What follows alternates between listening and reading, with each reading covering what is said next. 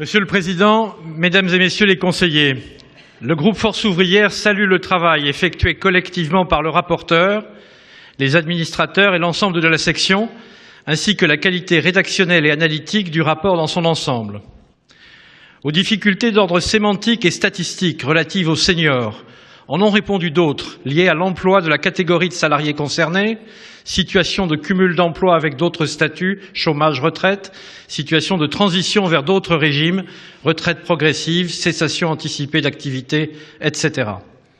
Le groupe FO estime que la réflexion sur l'emploi des seniors doit s'inscrire dans un contexte où les politiques publiques et les dispositions légales protégeant ou favorisant l'emploi des seniors ont été drastiquement réduites. Les contrats aidés ont été largement limités, sans désormais viser les seniors. Les contrats de génération, comme le dispositif public de préretraite, ont disparu. Notre groupe tient également à réaffirmer que les seniors constituent une des catégories d'actifs les plus précarisées depuis la crise et qui souffrent le plus du sous-emploi. S'il avait pu être présent aujourd'hui et prendre part au vote, notre groupe aurait voté l'avis favorablement. En effet, la majorité des préconisations vont dans le bon sens. C'est le cas de celles relatives à la lutte contre les discriminations et le développement du CEP. L'accent mis sur le maintien des seniors en emploi est également positif. Éviter les licenciements ou les ruptures non choisies doit passer avant les aides à la réinsertion ou l'accompagnement des transitions professionnelles.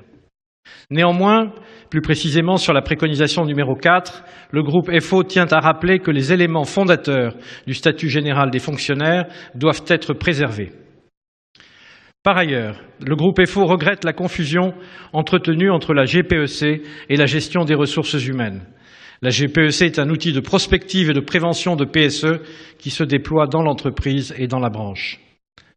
Concernant l'expérimentation d'un mécénat de compétences entre seniors de grandes entreprises et salariés de TPE-PME, le groupe FO a rappelé ses réticences à l'égard du principe d'une expérimentation et a demandé à ce qu'elle soit conditionnée à du volontariat ainsi qu'à une indemnité financière pour le senior concerné.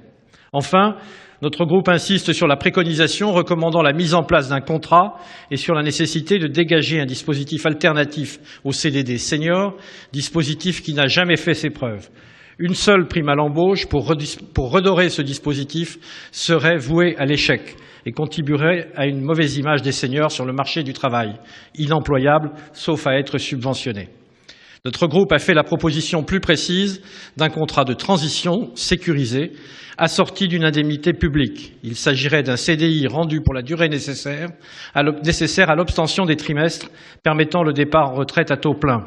Ce contrat particulier avec objectif d'insertion dans l'emploi aurait eu pour spécificité de pouvoir être valablement rompu par l'employeur dès lors que le salarié a atteint les trimestres nécessaires, tout en ayant la possibilité de le conserver en emploi.